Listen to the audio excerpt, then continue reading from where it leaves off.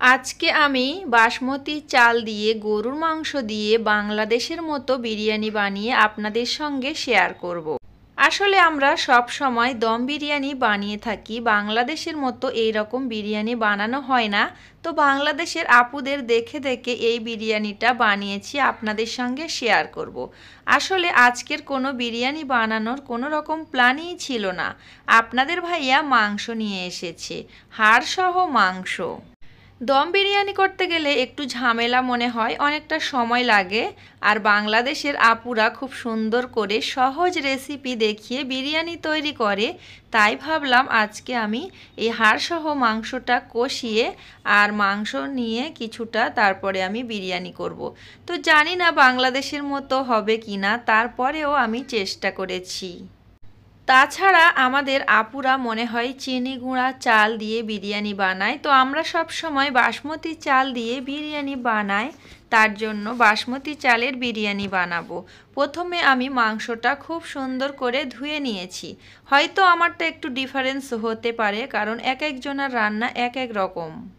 গরুর মাংসটা খুব সুন্দর করে ধুয়ে নিয়েছি, পানিটা ঝারিয়ে নিয়েছি। তারপরে আমি প্রেসার কুকারের মধ্যে দিয়ে দিয়েছি। এর মধ্যে আমি দিয়েছি দই, অনেকটা মতো পেঁয়াজ কুচি দিয়েছি, আদা রসুন পেস্ট দিয়ে দিয়েছি। তারপরে আমি লবণ দিয়েছি এর মধ্যে স্বাদ অনুযায়ী, হলুদ গুঁড়ো দিয়েছি এবং লঙ্কা গুঁড়ো দিয়েছি। সেই সাথে আমি কিছুটা বিরিয়ানির মশলা দিয়েছি আর কিছুটা গোটা মশলা দিয়েছি, এলাচ, লবঙ্গ এবং দারুচিনি। তারপরে আমি অল্প পরিমাণে তেল দিয়েছি। আমরা সব সময় রেগুলার রিফাইন তেল খেয়ে থাকি, তাই রিফাইন তেলটাই দিয়েছি।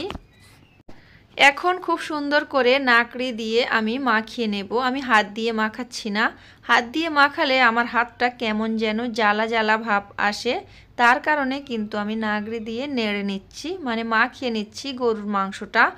আর আমি সবগুলো গরুর মাংস নিয়েছি হাড় সহ, আমি কিছুটা উঠিয়ে রাখবো আর বাকিটা বিরিয়ানির সঙ্গে দিয়ে আজকে গরুর মাংস দিয়ে বিরিয়ানি রান্না করব। আর এই বিরিয়ানিটা সত্যি অন্যরকম করে রান্না করছি। আজকের খুবই ছোট্ট একটা ভিডিও নিয়ে আপনাদের মাঝে চলে এসেছি। আশা করছি ভিডিওটি আপনাদের কাছে ভালো লাগবে। ভালো লাগলে একটি লাইক দিয়ে ভিডিওটি কন্টিনিউ করার অনুরোধ রইল। আজকে যারা আমার চ্যানেলে প্রথম ভিজিট করেছেন, প্রথমবারের মতো আমার ভিডিওটি দেখছেন, চাইলে আমার চ্যানেলটিতে সাবস্ক্রাইব করে আমার ইউটিউব চ্যানেলের সাথেই থাকতে পারেন। পাশে থাকা বেল বাটনের অল অপশানে সিলেক্ট করে রাখবেন, এতে করে নিত্য নতুন blog video, lifestyle video upload করার সাথে সাথেই আপনাদের ফোনে নোটিফিকেশান চলে যাবে। আপনারা চাইলে সময় সুযোগ করে দেখে নিতে পারবেন। অলরেডি যারা এই কাজগুলো করে ফেলেছেন সবাইকে জানাই অসংখ্য ধন্যবাদ। গরুর মাংসটা সব কিছু মশলা দিয়ে সুন্দর করে মাখিয়ে পানি দিয়ে এখন আমি গ্যাস ওভেনে বসিয়ে দিয়েছি। আমাদের ফ্যামিলির সদস্য অনুযায়ী যতটা বাসমতি চাল লাগে সেই অনুযায়ী নিয়েছি আর চালটা ধুয়ে কিছুক্ষণ ভিজিয়ে রেখে দেব।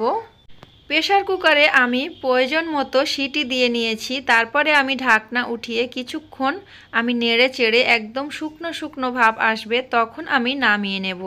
এদিকে আমি আলুটা ভেজে নিচ্ছি। সম্ভবত আলু ভাজাতে হলুদ দেয় না, বিরিয়ানির আলু ভাজাতে মনে হয় হলুদ দেয় না, তো আমি তারপরেও একটু কালারফুল করার জন্য হলুদ গুঁড়ো দিয়েছি। পেঁয়াজ কিছুটা ভেজে নিয়েছি, তারপরে আলু ভেজে নিয়েছি। এখন আমি কিছুটা পেঁয়াজ হালকা করে লাল লাল করে ভেজে নিয়েছি। এর মধ্যে আরও কিছুটা তেল দিয়ে দিয়েছি আর এর মধ্যে আমি এখন শুকনো কিছুটা গোটা মশলা দিয়ে দেব, এলাচ, দারুচিনি, লবঙ্গ।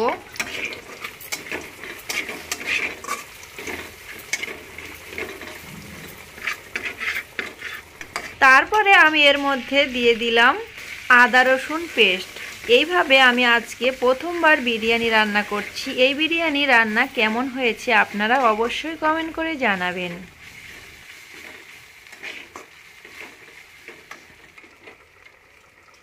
মশলাটা কিছুক্ষণ কষিয়ে নেওয়ার পরে ধুয়ে ভিজিয়ে রাখা চালটা এখন আমি ওই মশলার মধ্যে দিয়ে দিচ্ছি।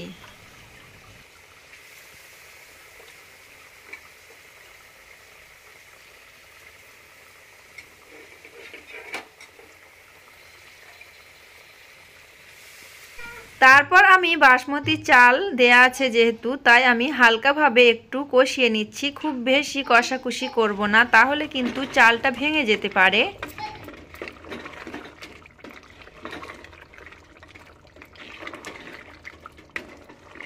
এদিকে গ্যাসের ফ্লেম হাই রেখে আমি গরুর মাংসটা শুকনো শুকনো করে কষিয়ে নিচ্ছিলাম।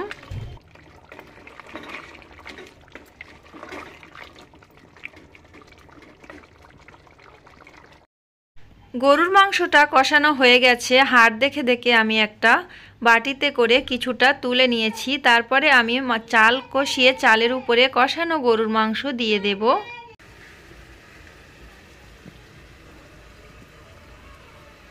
চাল কষিয়ে একটু বসে বসে যাচ্ছিল, ওই সময় আমি পানি দিয়ে দিয়েছি, কষানো গরুর মাংস দিয়েছি, ভেজে রাখা আলু দিয়েছি। সব কিছু উপকরণ আমি সুন্দর করে নেড়ে চেড়ে বিরিয়ানি রান্নাটা কমপ্লিট করে নেব। কি আপুরা, বাংলাদেশের মতো বিরিয়ানি রান্না করছি, সত্যি হয়েছে কিনা অবশ্যই জানাবেন। আর এই বিরিয়ানিটা খেতে অনেক ভালো লেগেছিল, তবে দম বিরিয়ানির মতো টেস্ট হয়নি। এর টেস্ট সম্পূর্ণ আলাদা হয়েছে, ভালো লেগেছিল, খারাপ লাগেনি। পানিটা যখন শুকিয়ে শুকিয়ে আসছিল তখন আমি ভেজে রাখা পেঁয়াজগুলো দিয়ে দিয়েছিলাম। আর তারপরে আমি কিন্তু এখানে শসা, লেবু, পেঁয়াজ, লঙ্কা এগুলো কেটে কুটে নিয়েছি বিরিয়ানি খাওয়ার জন্য। এগুলো দিয়ে বিরিয়ানি খেতে অনেক ভালো লাগে। আজকের আমার বিরিয়ানি রান্নার ফাইনাল লুক আপনাদেরকে দেখিয়ে দিলাম। সত্যি বিরিয়ানিটি খেতে ভালো লেগেছিল, তবে দম বিরিয়ানির মতো টেস্ট হয়নি। এর টেস্ট সম্পূর্ণ আলাদা ছিল। এই বিরিয়ানিটি ঝটপট করে বানানো যায়, তো আমার কাছে অনেক ভালো লেগেছে। আজকের ভিডিওটি এখানে শেষ করছি। পরবর্তী আমি একটি ব্লগ ভিডিও নিয়ে আপনাদের মাঝে চলে আসব। আশা করছি ওটাও আপনাদের কাছে ভালো লাগবে। ততক্ষণে সবাই ভালো থাকবেন। আল্লাহ হাফেজ। আসসালামু আলাইকুম।